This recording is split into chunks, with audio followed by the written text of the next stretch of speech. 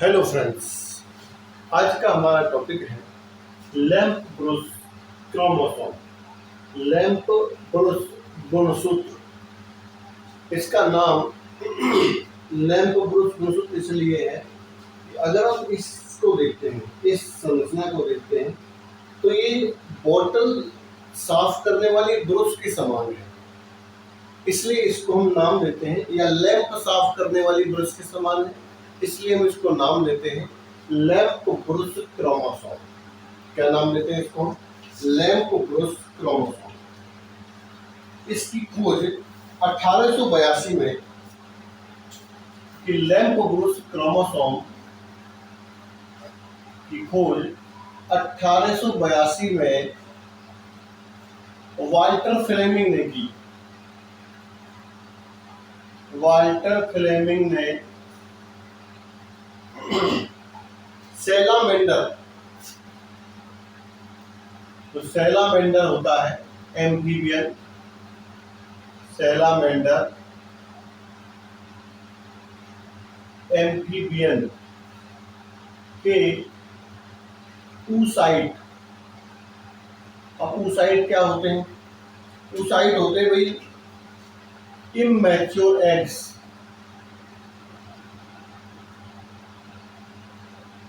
Immature egg cell जो होती है उनको हम कहते हैं oocytes।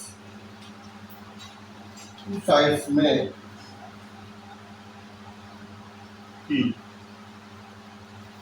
ठीक है।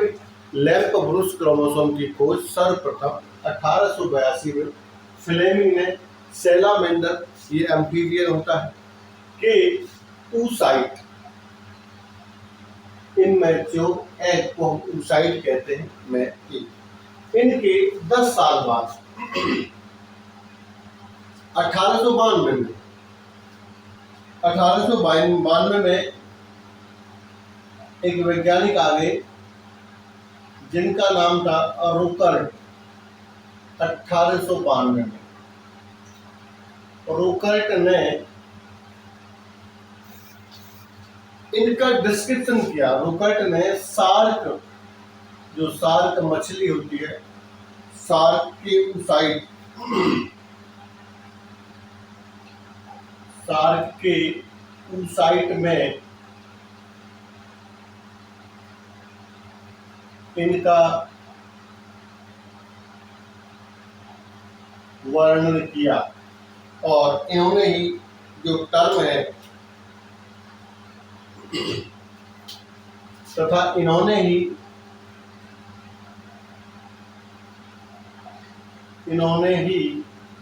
लैंप ब्रूस नाम दिया।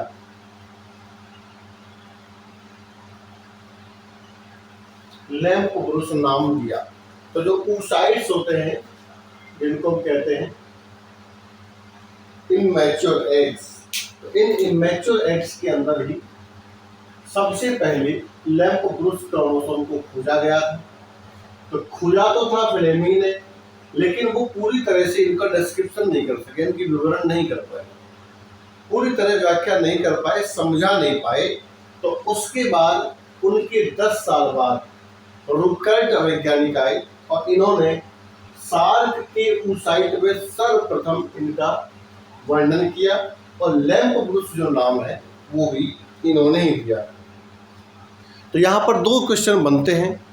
पहला क्वेश्चन तो यह बनता है कि सर्वप्रथम लैंप ब्रूस क्रोमोसोम की खोज किसने की? तो पहला क्वेश्चन तो यह बनता है। दूसरा क्वेश्चन यह बनता है कि लैंप ब्रूस क्रोमोसोम नाम किसने दिया? तो वो नाम दिया था और रुकर्ट ने, शार्क में डिस्क्रिप्शन करने के बाद। अब ये पाए कहाँ जाते हैं? पाए कहाँ जाते हैं? देखिए,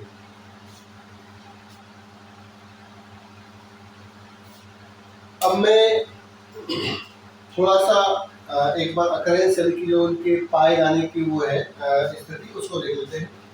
उसके बाद मैं ये जो डायग्राम इसको डिस्क्राइब करता हूँ। तो देखो, lamp Bruce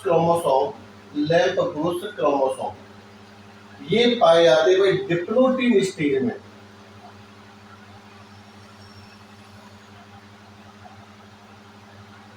diplotene stage of meiosis first की prophase,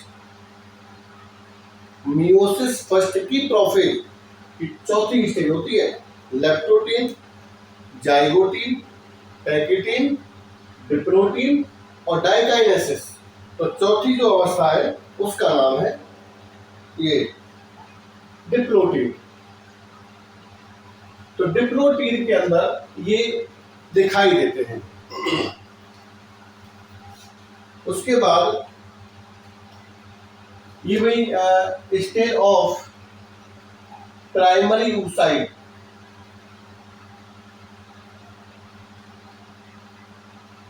primary oocyte of all animals, all animals या हम कहे भाई all species of vertebrate and invertebrate. ठीक है, प्लांट्स में नहीं पाए जाते, कुछ कुछ प्लांट्स के अंदर कभी कभी देखेंगे लेकिन ज्यादातर में नहीं पाए जाते हैं। तो ये एनिमल्स में इनके वर्टिब्रेट और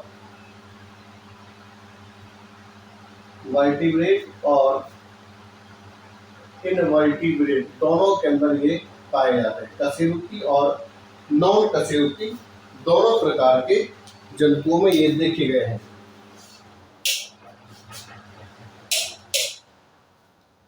ठीक है, दोनों प्रकार के जंतुओं में ये देखे जाते हैं।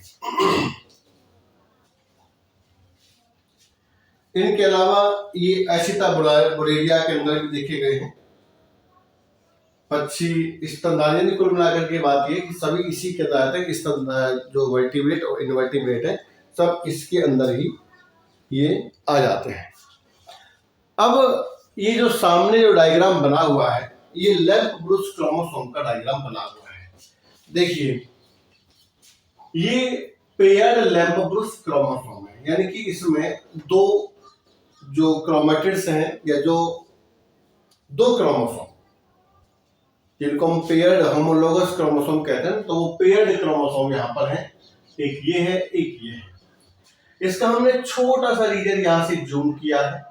देखो ये कियाजमा वो स्थान है, हमने किस स्टेज में देखा इसको, वही डिप्लोटीन स्टेज में। तो डिप्लोटीन स्टेज के अंदर होती है क्रॉसिंग ओवर की क्रिया चल रही होती है और क्रॉसिंग ओवर लगभग समाप्त हो गया होता है। क्रोमोसोम अभी भी कुछ खंडों पर जुड़े रहते हैं, उन खंडों को या उन स्थानों को हम कहते हैं कियेजमा। तो भाई देखो ये कियेजमा है, क्रॉसिंग ओवर की क्रिया हो रही है क्योंकि डिप्लोटीन यानी कि जो मियोसिस फर्स्ट की जो प्रोफेज है इसमें डिप्लोटीन आती है, वहां तक लगभग क्रोमोसोम जो क्रॉसिंग ओवर है वो लगभग पूरा हो जाता है, लेकिन कुछ स्थानों पर वो जुड़े रहते हैं, तो उन स्थानों को हम कहते हैं कियेजमा, कियेजमेटा। ठीक है, अब इस छोटे से क्षेत्र को हमने यहाँ पर जूम किया है, तो यहाँ मैंने लिखा है region of single chromosome. Single chromosome का मैंने रीजन लिया है। तो देखो ये एक्सिस है, ये वही एक्सिस है और एक्सिस बना होता है डीएनए से। ये जो एक्सिस है ये भी बना होता है किसका, डीएनए से। और देखो ये है इसके अंदर लूप, यानी कि ये इस तरह से लूप फॉर्मेशन इसके अंदर हो रहा है। ठीक है, उसके बाद हम नीचे देखें तो small region of chromosome showing sister chromatid, ये दोनों सिस्टर क्रोमेटिड है, एक ये है एक ये है। तो इसको देखें तो ये नीचे ऐसे ऊपर ये लूप चलते रहते हैं। तो सिस्टर क्रोमेटिड, सिस्टर क्रोमेटिड यानी कि एक क्रोमोसोम के पास दो क्रोमेटिड होते हैं। ठीक है, तो एक क्रोमेटिड ये है, दूसरा क्रोमेटिड ये है, यानी कि इसके पास भी दो लाइनें हैं जिसके साथ एक ये है एक ये है। ठीक है, ये हमने ऐसे बना दिया है, इसको खोल के ही बनाया है। ये सिंगल लाइन जो यहाँ पर दिखाई दे रही है डबल लाइन होती है, डबल लाइन इस तरह से, और ये लूप आपको ऊपर नीचे, तो ये ऊपर है ये नीचे, इस तरह से दिखाई देता है।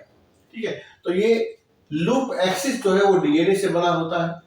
ठीक है, ये जो chromatin joining adjacent chromomeres, chromomeres वो स्थान होते हैं जहां पर कोई जीन होता है।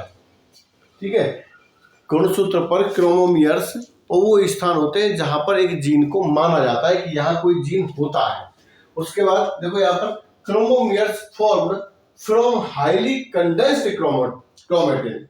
तो देखो यहाँ पर ये जो लूप है ना, ये लूप ये लूप वो भाग है जहां पर जो आनुवांशिक यानी जो क्रोमोमियर्स हैं वो हाईली कंडेंस्ड नहीं है, थोड़े से खुल गए हैं। लूप में क्या है, खुल जाता है और नीचे की तरफ जो है वो कंडेंस्ड रहता है। तो यानी कि यहाँ अगर हम देखें, यहाँ पर ब्लू लाइन आपको नजर आ रही है, ये वाला पोर्शन जो है वो पूरा के पूरा ये सब हाईली कंडेंस्ड है, यानी कि बहुत ज्यादा गुथा हुआ है। लूप निकल गया इधर, निकल गया इधर, निकल गया, तो ये दोनों जो लूप बने हैं, इसका मतलब है कि यहाँ पर जो डीएनए वाला डीएनए जो मॉलिक्यूल है वो थोड़ा सा कम, यानी कि वो खुल गया है। खुला क्यों है अभी, खुला क्यों है? अब कुल मिलाकर के कोई एक चीज समझ में आता है, हम ये माने कि भाई इस तरह से क्रोमोसोम बनते क्यों है डिप्लोइड स्टेज के अंदर, आखिर ये लैम्प ब्रुश क्रोमोसोम की स्ट्रक्चर बनती क्यों है? देखो पहली बात तो ये है, इसलिए बनती है अगर लंबे समय तक हमें इसी अवस्था को रखना है, डिप्लोइड को लंबे समय तक, यानी कि जो मियोसिस है इसको लंबे समय तक रखना है, तो फिर ये लैम्प ब्रुश क्रोमोसोम की स्ट्रक्चर आपको देखने को मिलेगी लंबे समय तक अगर रखना है, ठीक है। और अगर आप लंबे समय तक नहीं रखेंगे, इसको शॉर्ट में रखेंगे, तो फिर डिप्लोइड वापस से नॉर्मल क्रोमोसोम बदल जाता है और नॉर्मल क्रोमोसोम बदलने के बाद वो जो प्रोसेस है मियोसिस का वो समाप्त हो जाता है, इनकी प्रोफिट फर्स्ट समाप्त हो जाती है।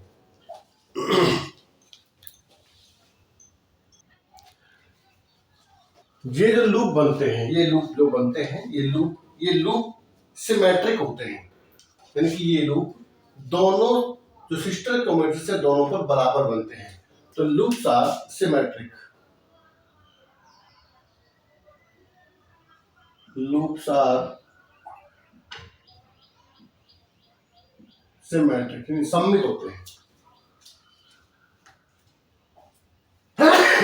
जहां पर सेंट्रोमियर होता है वहां पर कोई लूप नहीं होता, ये भी ध्यान रखना भाई, सेंट्रोमियर हैव नो लूप,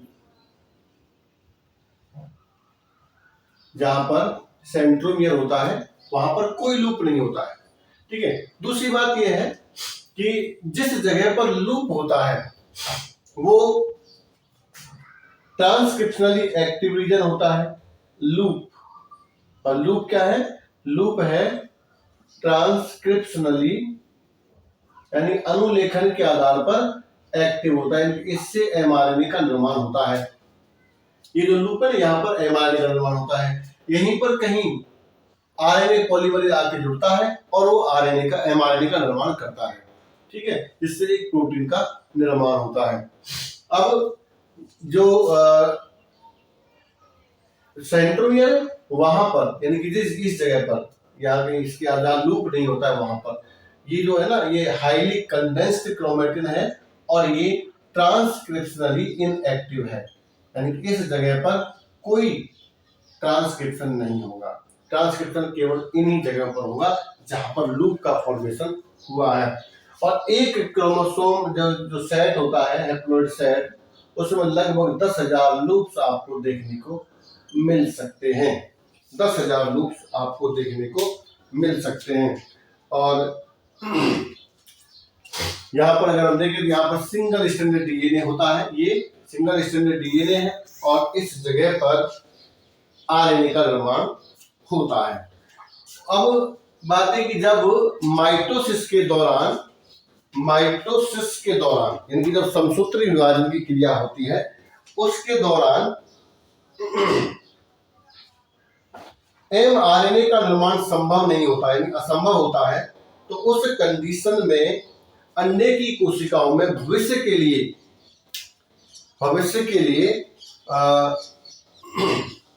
लिए एमआरएनए संश्लेषण के परिणाम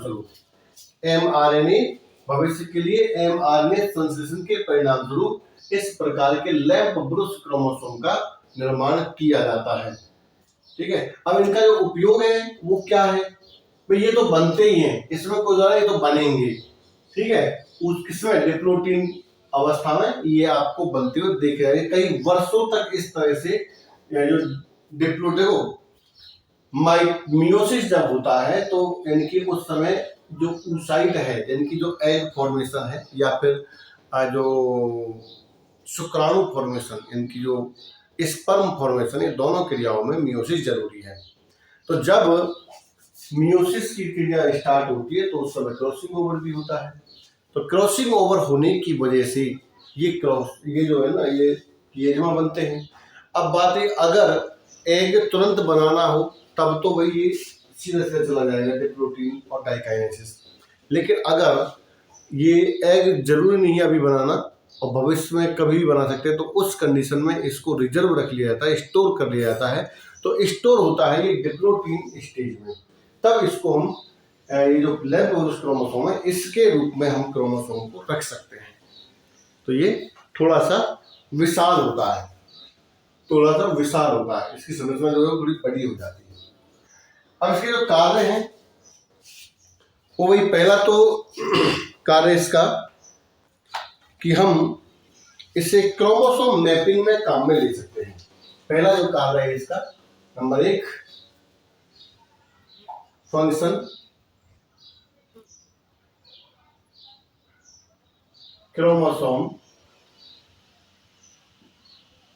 मैपिंग कर सकते हैं, ठीक है। दूसरा काम है इसका, इसमें हम जीन एक्सप्रेशन भी चेक कर सकते हैं।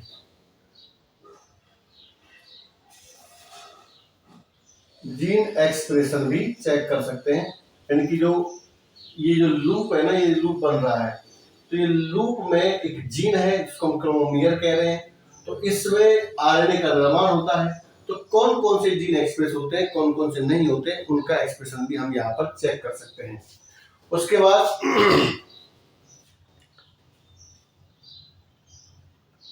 अगर ग्रोथ जब होती है उस साइड की, तो उस साइड की ग्रोथ के लिए जिम्मेदार कौन कौन से पदार्थ हैं या कैसे उसकी वृद्धि होती है, तो जीन एम्प्लीफिकेशन जिसको हम कहते हैं, यानी कि जीन का बढ़ना, डीएनए का बढ़ना। तो जीन एम्प्लीफिकेशन के जो प्रमाण हैं वो भी इसके द्वारा प्रोवाइड किए जाते हैं कि किस प्रकार से उस साइट की डेवलपमेंट में जीन एम्प्लीफिकेशन का रोल होता है। ये प्रमाण भी हमको इस लैम्प-पोगोस क्रोमोसोम की सहायता से मिलता है। और नेक्स्ट है good material for hybridization. This is the good material for hybridization. Good material for hybridization. तो ये था हमारा आज का टॉपिक, जिसका नाम है लैम्प-पोगोस क्रोमोसोम। ये इंपॉर्टेंट है। दूसरा ये इंपॉर्टेंट है कि कौन सी अवस्था में बनते हैं, तो डिप्लोइड स्टेज में बनते हैं। तीसरा इनमें से आ सकता है कौन कौन से इसके कार्य हो सकते हैं। और एक ये कि लूप के अंदर ही ट्रांसक्रिप्शन की क्रिया होती है, अन्यथा नहीं होती है। आप आराम से इसका स्क्रीनशॉट लेकर के अच्छे से इसको डिस्क्राइब कर सकते हैं। शॉर्ट नोट्स इसके ऊपर पूछे जाते हैं। और अगर ऑब्जेक्टिव टाइप क्वेश्चन है, इसे नीट के कुछ सवाल नीट के एग्जाम में इनसे ऑब्जेक्टिव टाइप क्वेश्चन भी पूछे जा सकते हैं। तो वीडियो अच्छा लगे तो लाइक कीजिए, कमेंट कीजिए, शेयर कीजिए, देखते रहिए। Thank you very much.